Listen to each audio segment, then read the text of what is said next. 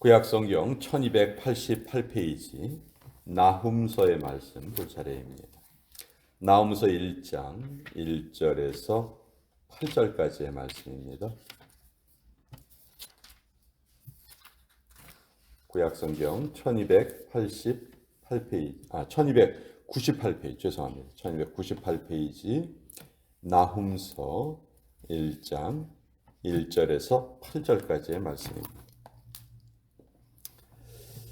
자, 1절부터 8절까지 우리 같이 읽겠습니다. 시작.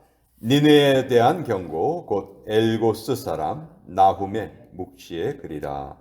여호와는 질투하시며 보복하시는 하나님이시니라. 여호와는 보복하시며 진노하시되 자기를 거스르는 자에게 여호와는 보복하시며 자기를 대적하는 자에게 진노를 품으시며 여호와는 노하기를 더디하시며 권능이 크시며 벌받을 자를 결코 내버려 두지 아니하시느니라. 여호와의 길은 회오리바람과 광풍에 있고 구름은 그의 발에 티끌이로다. 그는 바다를 꾸짖어 그것을 말리시며 모든 강을 말리시나니 바산과 갈멜이 쇠하며 레바논의 꽃이 시드는도다.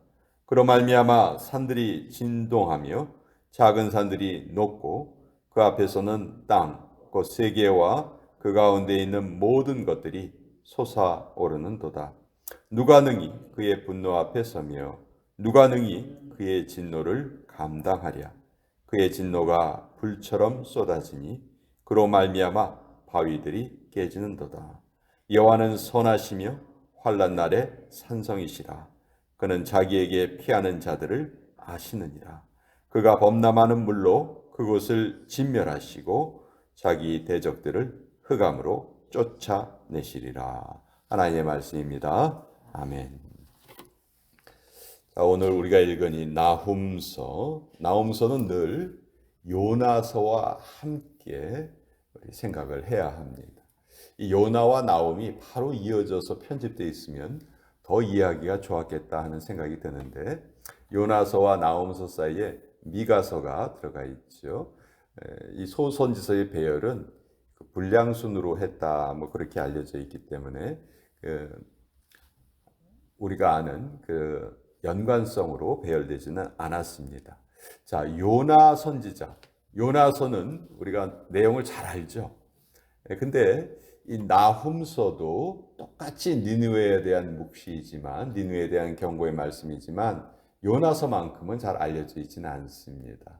자, 요나서에서는 요나가 하나님의 명령을 처음에 불순종했지만 결국 물고기 뱃속에서 자기의 자세를 바로 하고 니느웨에 가서 외칩니다. 40일이 지나면 이 성이 멸망당할 것이다. 그랬더니 놀랍게도 그 니느웨 성에 있는 왕서부터 시작해서 모든 백성이 죄를 뒤집어쓰고 회개를 합니다. 정말 요나가 깜짝 놀랄 만한 그런 일이 일어난 거죠. 하나님께서는 그렇게 수없이 많은 선지자들을 자기 백성들을 향해서 보내셨건만 이스라엘 백성들은 회개하지 않았거든요. 근데 이 니느웨 백성은 하나님께서 선지자를 보내신 게 요나가 처음이에요. 처음인데도 불구하고 모든 백성이 회개했어요. 그때. 그러니까 이 요나서에서 보여주는 그 대비는 하나님의 택한 백성의 그 완악함, 그것을 여기 요나서에서 보여주고 있는데, 자, 요나가 그런 하나님의 말씀을 전하고 니느웨 백성이 회개를 하니까 하나님께서 뜻을 돌이키십니다. 그래서 40일 후에 멸망당할 그 니느웨 도성을 멸망시키지 않으세요. 그거를 살려두십니다. 근데 이 나훔서는 이 요나가 하나님의 말씀을 외치고 불과 150년 후의 일입니다. 150년 후에 나훔이란 선지자가 이제 니느웨에 대해서 또 한 번 경고를 합니다. 자, 불과 150년 만에 왜 이런 큰 변화가 생겼을까? 여러분, 구약의 그 예언서, 선지서는 일정한 패턴이 있어요. 비슷한 네 가지의 패턴이 있는데, 첫째는 죄에 대한 질책을 먼저 선지자가 합니다. 질책을 하고 그 다음에는 그렇게 살면 안 된다 하는 권면을 해요. 권면. 그 다음에는 하나님의 위로, 그리고 너희가 하나님의 말씀을 잘 지키면 이러이러한 복을 주실 것이다 하는 소망. 그러니까 징책, 죄에 대한 징책, 권면, 위로, 소망. 이것이 이제 네 가지의 패턴이에요.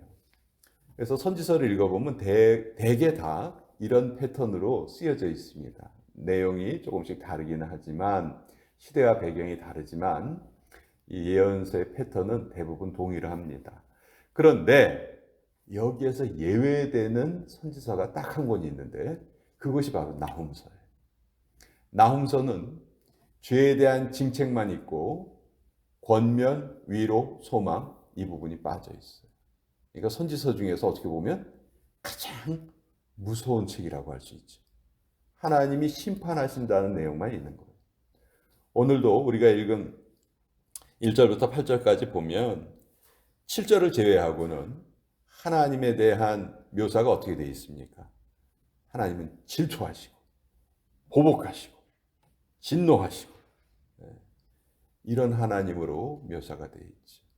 자, 나훔 선지자는 이제 요나 시대에 150년 전에 모든 백성이 회개해서 하나님의 심판을 면했던 그 니느웨 성읍에 똑같은 말씀을 전하는데, 이번에는 완전한 심판, 완전한 멸망의 말씀을 전합니다.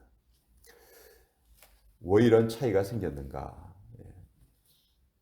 첫 번째로 요나 시대 때 회개했던 그 회개가 나훔 시대로 150년 후까지 제대로 이어지지 않았던 거예요. 여러분, 우리가 부모가 거듭난 사람이기 때문에 자녀가 태어나면, 저절로 거듭난 자녀가 태어나면 얼마나 좋을까요? 근데 우리가 그거를 분명히 알죠. 그런 일이 자동적으로 일어납니까? 절대로 일어나지 않죠. 절대로 일어나지 않습니다. 히스기야가 그렇게 선한 왕이었는데, 히스기야 다음 왕이 누구였어요? 므낫세. 가장 악한 왕이도 그 뒤를 이어갔죠. 자, 이런 모습을 보면 부모와 자녀 뿐만이 아니고 우리 사람들 각 사람은 다 하나님 앞에서 개별적으로 응답해야 될 필요가 있다는 거예요. 조상들이 회개해서 하나님의 진노에서 벗어났다 해서 그 자손들이 그 조상들의 공로를 그대로 이어받지 못한다는 것이죠. 구원은 늘 하나님과 나와의 개인적인 관계입니다.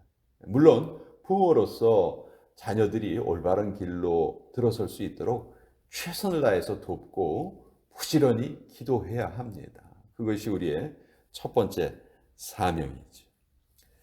또 하나님께서는 오늘 이 말씀을 통해서 우리에게 주시는 말씀이, 우리의 자손뿐만이 아니고 우리가 우리의 후대에게 복음을 전하는 릴레이를 하는 사람으로 우리를 세워주셨다. 자, 우리가 보기에 지금 기독교가 점점 힘을 잃어가는 것 같습니다. 쇠퇴하는 것처럼 보입니다. 자, 우리가 이렇게 조그만 교회에서 신앙생활을 한다고 하는데 우리가 뭘 변화시킬 수 있나?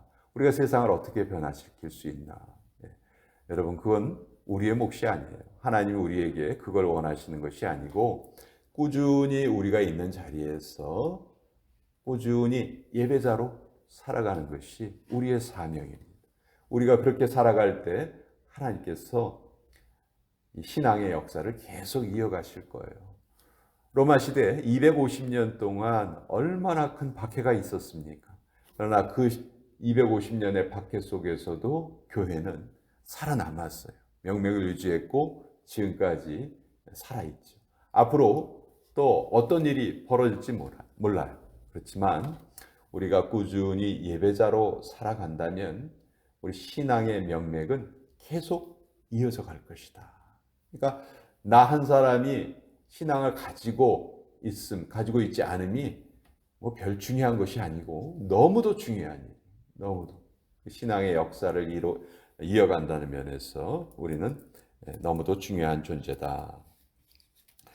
자, 하나님은 엄청난 진노를 지금 표현하세요. 2절도 그렇고 4절도 그렇고 뭐 5절 6절 다 6절 보면 누가 능히 그의 분노 앞에 서며 누가 능히 그의 진노를 감당하랴. 그의 진노가 불처럼 쏟아지니 그로 말미암아 바위들이 깨지는도다. 하나님의 진노가 얼마나 무서운가 잘 나타내고 있죠. 그러나 바로 이어지는 구절은 7절이에요. 여호와는 선하시며 환난 날에 산성이시라. 그는 자기에게 피하는 자들을 아시느니라. 하나님은 이 진노의 순간에도 가장 큰 진노의 순간에도 하나님의 백성들을 결코 잊지 않으세요. 자기를 의지하는 자들에게 반드시 산성의 역할을 해주시겠다. 그들을 지켜주시겠다. 자, 실제로 이 나훔서의 예언대로 아수르는 바벨론에 의해서 멸망당하고 맙니다. 최초로 말을 사용해서 이제 그 전투를 했던 민족이 아수르 민족이에요. 그래서 아수르 민족은 어느 곳을 가든지 모든 전쟁에서 다 이기고 너무너무 교만했었어요. 그러나 그런 아수르가 하나님의 명령을 계속해서 거역하자 하나님께서는 그들을 이 예언의 말씀과 똑같이 멸망시키십니다. 이 역사를 통해서 하나님의 말씀은 하나하나 다 증명되어 왔습니다. 우리가 그 말씀을 오늘도 우리가 묵상하면서 내 인생도 마찬가지다. 반드시 하나님의 말씀대로 내 인생도 끝을 맺을 것이고 이루어질 것이다. 우리가 하나님의 백성으로 선택되어서 살아간다는 것이 얼마나 큰 복이고 감사한 일인가. 오늘 나훔서를 통해서도 또 같이 한번 알아보았습니다. 자, 오늘